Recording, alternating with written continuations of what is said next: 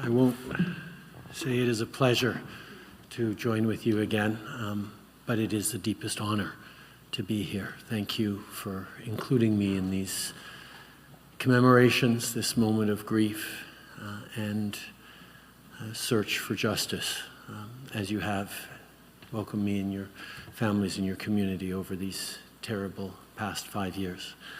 I want to thank Pega, High Commissioner Goodale, Mayor West, Yulia Kovalev, the ambassador from Ukraine, and all my fellow MPs and dignitaries who are gathered here today to remember and to commit ourselves once again to not letting your loved ones be forgotten, not letting the world move on without acknowledging, remembering, and striving to do justice by and for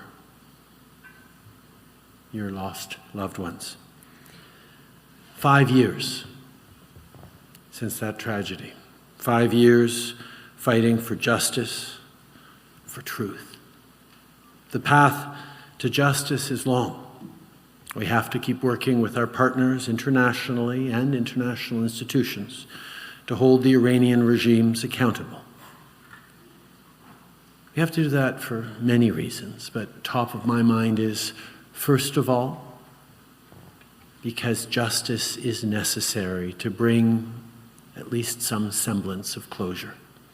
When you know that the perpetrators of this horrific act still walk free, are still free to oppress and murder their own citizens, to have a terrible impact around the world, you must and you will continue to strive for that.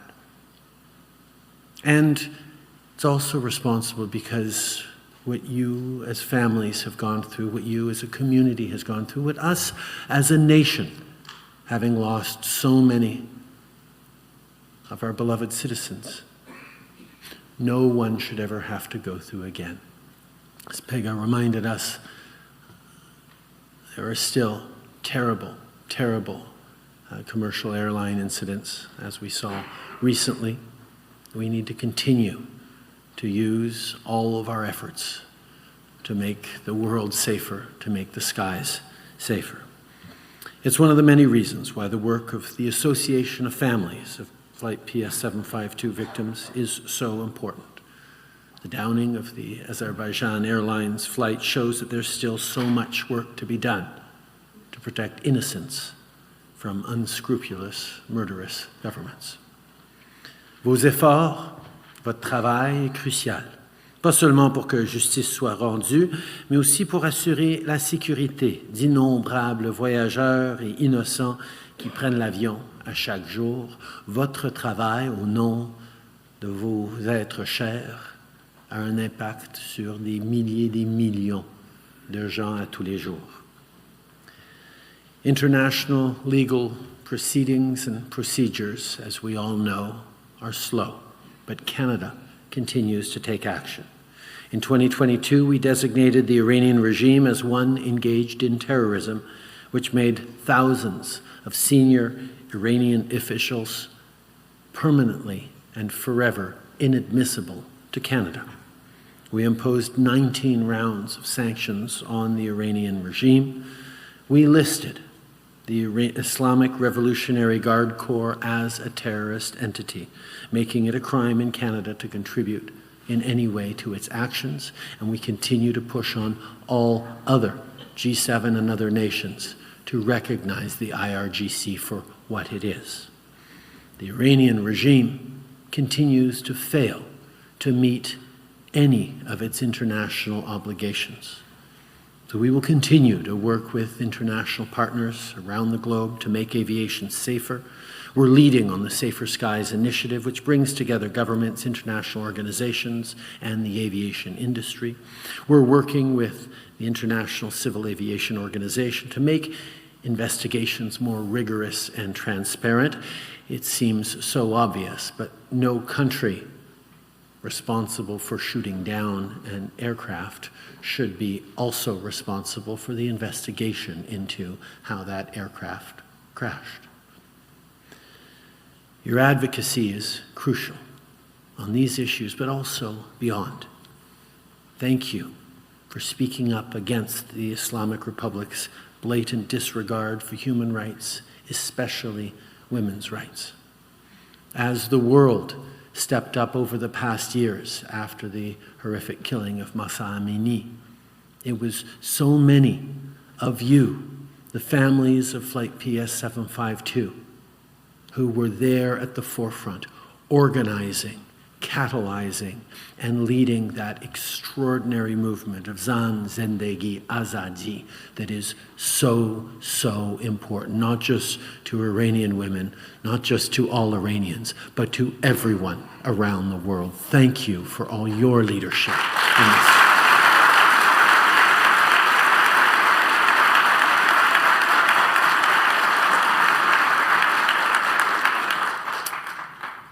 As I have every year,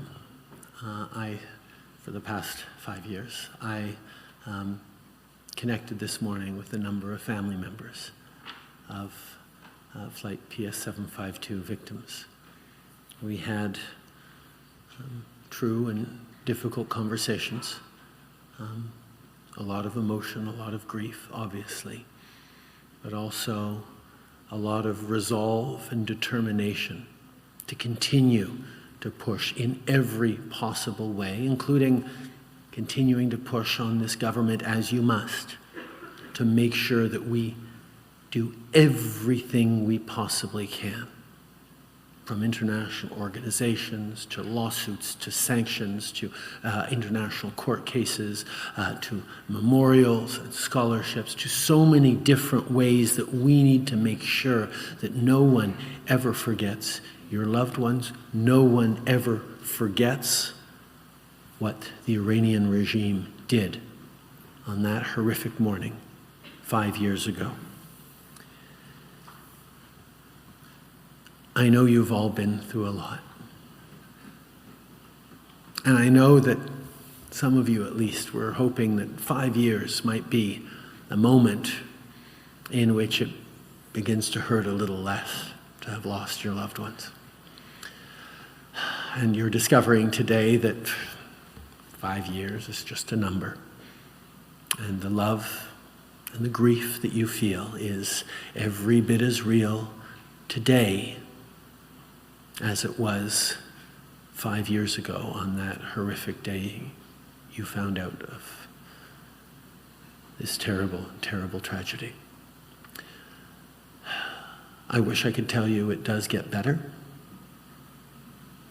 I was reflecting on this over Christmas as for the first time I brought my kids out to the town where my little brother lived and worked before he was taken in a very difficult accident. I can tell you, I've now lived more years on this earth without my little brother than I have with. Over 25 years he's been gone, and the pain is still as present and as much a part of me as it was on that morning I woke up to the worst phone call of my life. But I can tell you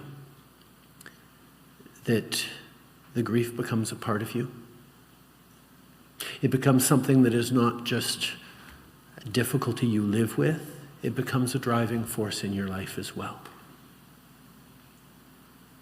To remember, to make sure others remember, to look for some good, something positive to come from a horrible, horrible event,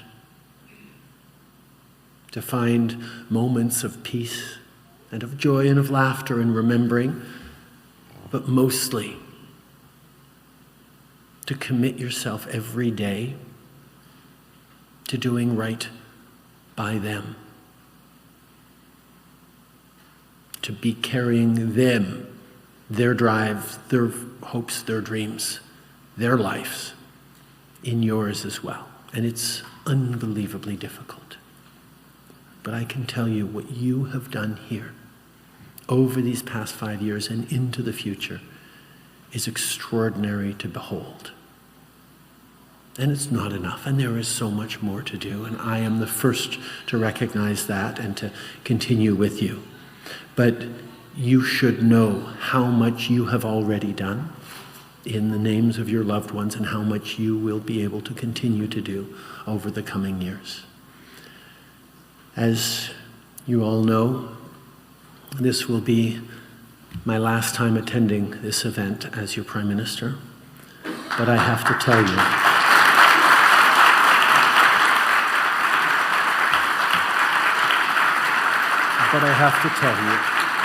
it has been the deepest of honors to be able to be with you, to stand with you, to cry with you, and to accompany you in this fight against a terrible, murderous regime, and to tell you once again that you are not alone, that all of Canada stands with you in your grief and in your hope for justice and your drive to make the world a better, safer place for everyone.